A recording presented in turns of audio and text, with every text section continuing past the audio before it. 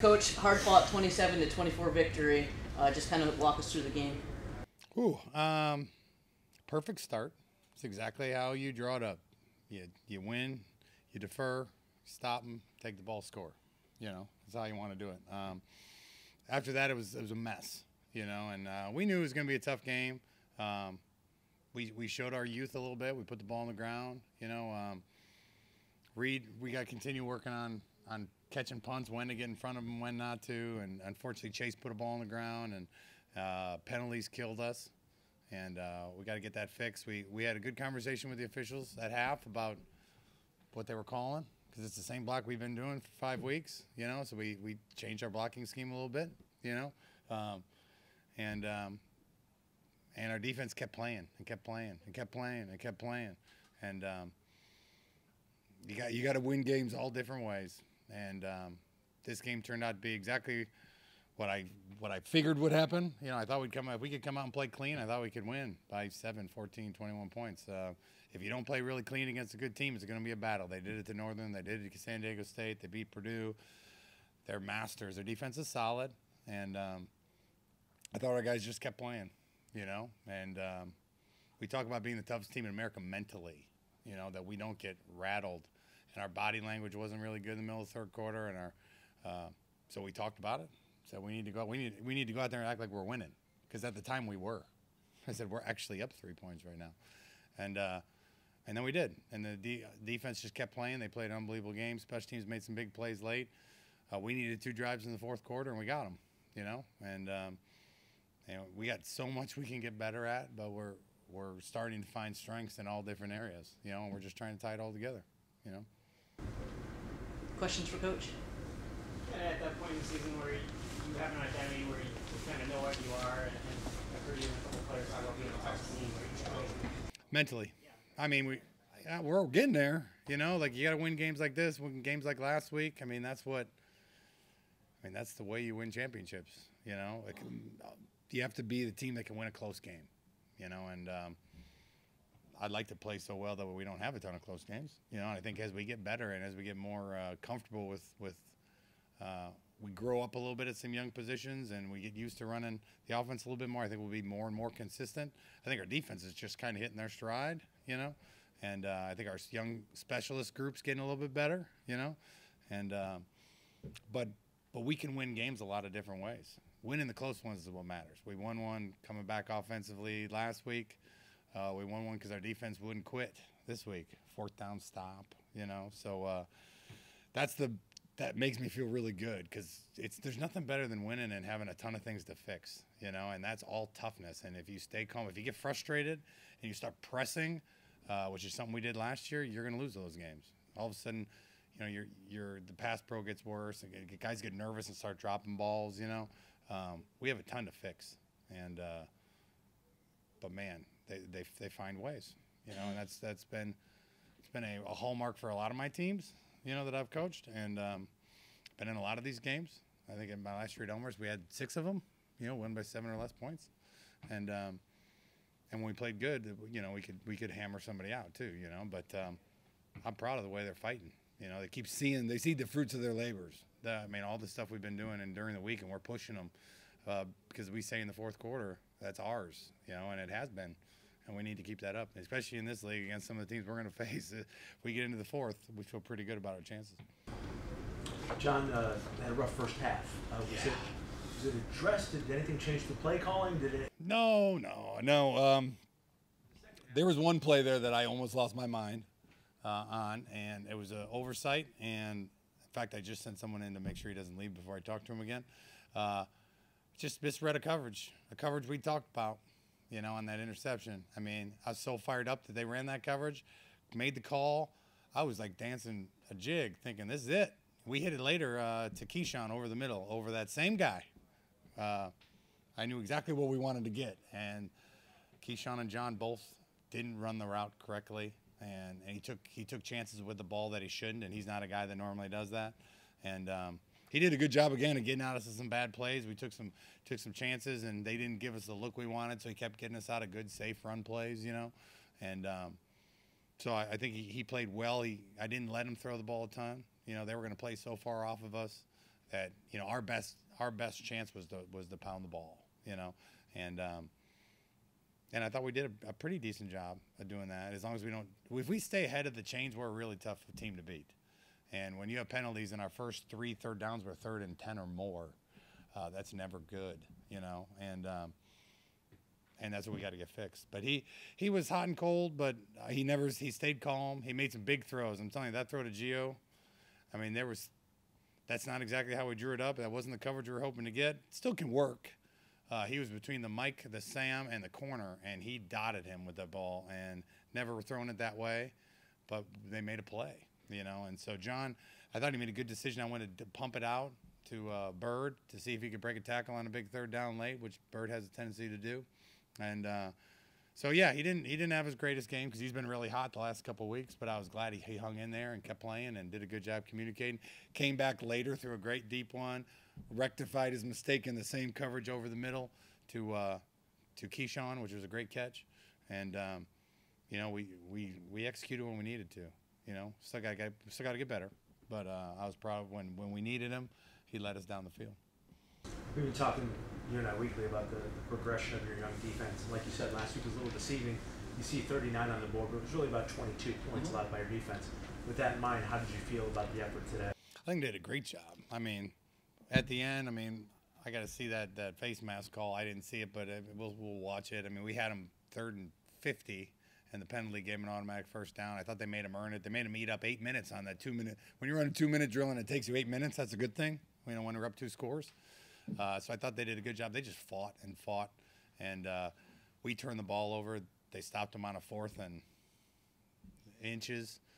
Corvin had a hit on 3rd and 1 that was just a great hit, drove the guy backwards. They're playing fast. I mean, that kid and 13 from Georgia State, those are athletic quarterbacks, and they get out in the open and everyone holds their breath and they come flying. I mean, they're coming from everywhere. And they're limiting the amount of yards they're getting, those athletic quarterbacks. So I was happy. I mean, I felt like we rode their tails. They kept us in the game because we weren't doing much offensively. And they just kept getting us the ball back and getting us the ball back and getting us the ball back. And they just kept saying, just keep giving the offense the ball. When they wake up, which we did in the 4th quarter, went down and scored twice, they'll get it done. And they kept giving it to us and giving it to us. And I was proud of them. I think today was a big step for them because we didn't give them 35, 40 points. We only gave them 27, so they had to stop them, and they did. And it was I was proud of them. Can you talk about the decision to go for it on 4th and 2 from the 25-yard line when you were trailing back 3 in the 3rd quarter? I don't even think about those. I have a book that tells me what to do. That tells me statistically whether my odds of winning are better to win if going and so it's literally I don't even it's kind of an awesome thing that I get. Hey, 4th and 1 and 2 is a go. Everywhere else a field goal, or punt, or I have a way of doing it, and I don't even think twice because I'm a math major. I believe in the numbers. Doesn't mean I'm going to get it. It just means statistically my chances of winning the game, like 4th and goal from the 1, you should go for it. Almost on every chart, the book's about that thick. It has every scenario known to man in it. And you go for it because if you don't get it, they're on the half-yard line. You know what I mean? But a touchdown is way more important than a field goal. You know what I mean? So yeah, I go off that thing, and I know from there I didn't want to put. If I had to think about it, I got to be careful putting my young guy out there with too long. But we're going to be aggressive. And believe it or not, it's the percentage that helps us win games. I can probably get you the exact calculation. I'd have to make some phone calls, but I can get them for you. But it keeps putting us in good positions. We go for a 4th down all the time. I know after the 1st down call what I need to get to, and that changes your 3rd down calls too, because I know on 3rd and 4 if I need to get to 3rd and 3, I might not have to throw it. You know what I mean? So. It's been very successful for us in keeping us in games, And we got a really good offensive line and running back, so I always have faith in them. And when they call plays, I let them call it. I did not want to run quarterback sneak again. I got outvoted. They're like, "Well, coach, we're running quarterback sneak." I'm like, deal. They called it, Even all the coaches were like, "Are you sure? We just dropped a snap underneath on the other end." And I said, "They asked for it, and every time they've asked for a play." They call it. They know it. They know it. So yeah, I don't really. I mean, we do all that work on the front end of what quarter, how much time, are you up, down. It's a different sheet for every scenario throughout the game, and so yeah, that's kind of what I use. Is any of that? Oh, sorry, Pat. There you go. So you coming into last week's game, you guys hadn't lost a fumble at all. I know. Somebody in the media asked me that, by the way, at the press conference. Whoever it was, it might have been somebody in here. Was it you? Yeah, someone jinxed us. Someone jinxed us. Was it you?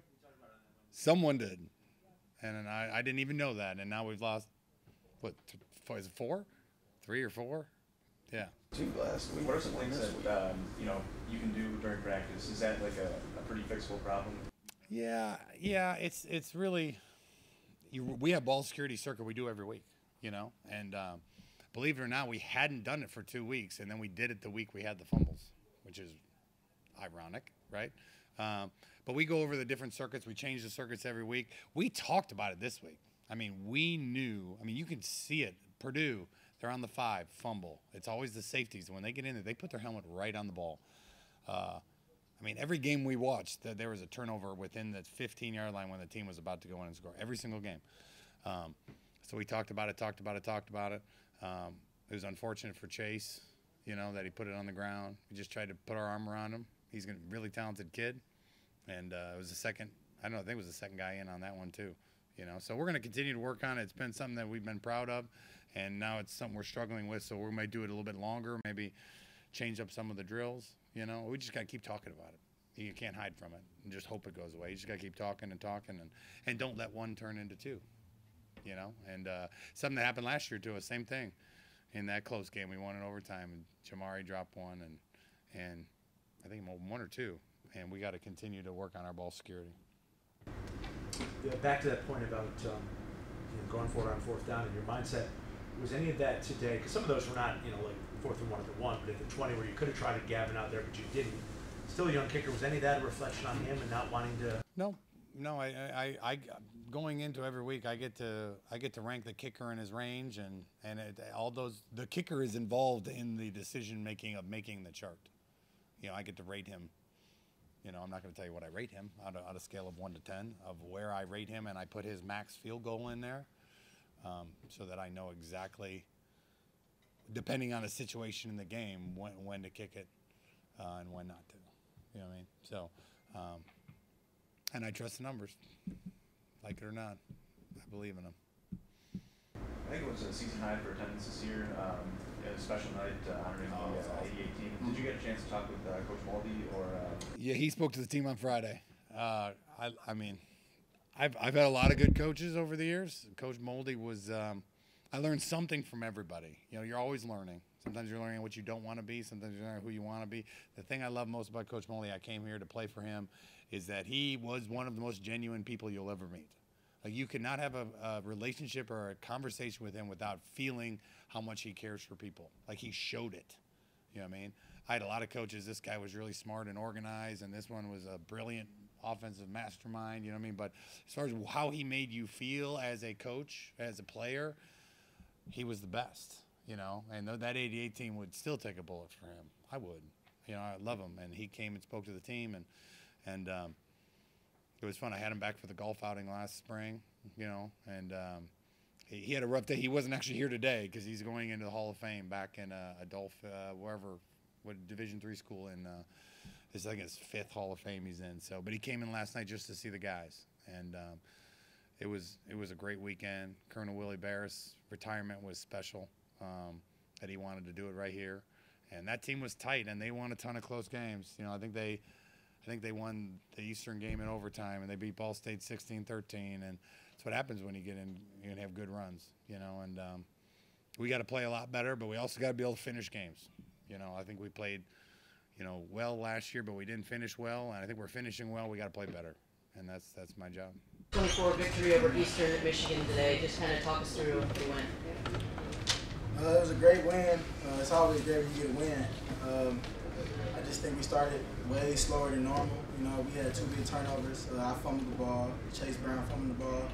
We just had a slow start. It just took us a while to get in, to get into a rhythm. But the moment we did, I felt like, you know, we started to roll and the game just led us to a victory. Speaking of rhythm, you showed some leading the band after the game. What's the, do you have any names for those dancers? Or? I'd rather not say. It was just a little something for the fan, a little something for the team, you know, to keep them all hyped up and stuff. So. And what does this win mean? I mean, the big picture. I know you guys, of course, take home like one afternoon, but you probably thought that was a for you guys. We just looking forward to next week. That's all. You know, the moment the game's over, you know, you got to flip the switch. You got to switch to next week. So that's all we focused on now. You guys only had about, I want to say 156 total yards of offense at the half, which is not something we've seen outside of the Michigan game out of this great offense. What was discussed by Coach at the half? Just stay calm, you know, stay confident in your ability. You know, just stay focused on the game. You know, you can't really allow the outside features to affect you. So I feel as if, you know, the whole swing of things in the second half kind of came from that locker room talk. More of just like stay calm, and just because things are going right now don't mean that they won't start to pop in the end. It just, you know, it just takes time. Everything takes time. You never have to rush an offense. You just let it come to you. Let the game come to you on offense. Defense, you go too. Talk a little bit about your quarterback. John only had 52 yards passing at the half, missed some open guys, had a bad pick, and then it was a totally different story in the second half. I just think we focused on next week. I think John's playing great. It was just, you know, it was just one of those games, that's all. You talk about Jaden's third down receptions, especially the one leading to your last touchdown, because it looked like he was caught behind the line of scrimmage, got away, got that first down. That was great. You know, that's just effort. I mean, that's pure effort. I think Jaden's a great receiver. You know, he's a freshman. He plays like he's been here before, you know. So I think that, you know, he set us up perfectly. He made sure he held on to the ball. He knew we had early fumbles. If you watched him in the game, he made sure the ball was up and tight, especially after last week's fumble. So I feel like he's learned from his mistakes, and he was there mentally and physically. What's a message to Chase Brown after being counted up that early fumble? You know, what can you say to him to get better? Stay in it. Stay in it. A fumble's not going, you know, it's not going to hurt anybody. Even if they score, the game isn't over. The game isn't over until it's 0-0 in the fourth quarter. It seemed like the offensive line on some of those maybe outside zone or stretch plays that you guys were running, you running backs just had a handle in front of them. Any thoughts on how the line blocked for you guys today? I think our O-line blocks great every game. The hose is the hose. If it's there, it's there. If it's not, it's not. We don't blame our O-line when they don't make the hose, because half the time it could be on them, it could be on us. It could just be a team effort. So I never feel as if we point the blame, you know. I feel like if the run is a negative run, it's because of us, not because of them or because of me or because of the receivers. It's a collective offense. It's 11 on 11 at all times. It's never me against them. It's always us against the problem. Great view. Anything else for Levante? How do you handle the rotation? I mean, you got a lot of talented backs. You know, Jamari's got to get his work. You just talked about Chase. Just talk about that, because I know you probably like some more volume. You know, you'd like a few more carries. I don't need no more carries. As long as we win the games, I can have 0 carries. But I honestly do, like, I feel as if our rotation is based off of everybody's going to have a series in the game. But then it becomes the moment somebody's just breaking them off and they're, you know, and they're having big runs, if I was a coach, I'd keep that running back in too. So I feel like it's more of that and not more of like we just play the starter or play me or play Bogan. You know, whoever's rolling is who you play. And in games like this, you need everybody. So I would play everybody too. I think our running backs are good enough to where we all should play every game. You know, I think we played great. You know, each week we come in saying we're going to be the toughest team in America. We always talk about seeking for the ball, so running for the ball, trying to get the ball, strips. You know, we just did an awesome job. A lot of guys to the ball, which is just a testament to our effort. And that's just the way we practice each week. So. How hard is it to prepare for a couple quarterbacks like that? When you have a quarterback that can run, you know, it just always adds an extra factor. What really hurt us today wasn't the design runs, it was just the scrambling. You know, when you have guys in coverage, it's hard to get eyes back on the quarterback. So, you know, we'll just go back to the drawing board and do better at that next week. This game play out as much as expected. I talked to Coach a little bit this week, and frankly, it wasn't going to be easy with Easter. Sorry, can you say that again? The play out pretty much as expected per script. I mean, you knew this was going to be the kind of game that nothing was going to come easy against. Yeah, and I mean, we talked about it as a team at the beginning of the season that we knew that each game this year, especially when we got to MAC play, was going to be a tough one. And like I said earlier, it's just we say it every team meeting. We're going to be the toughest team in America, and that's just who we are. It's just our grit, and that's just how we practice. And you know, it pays off when you get a win like this.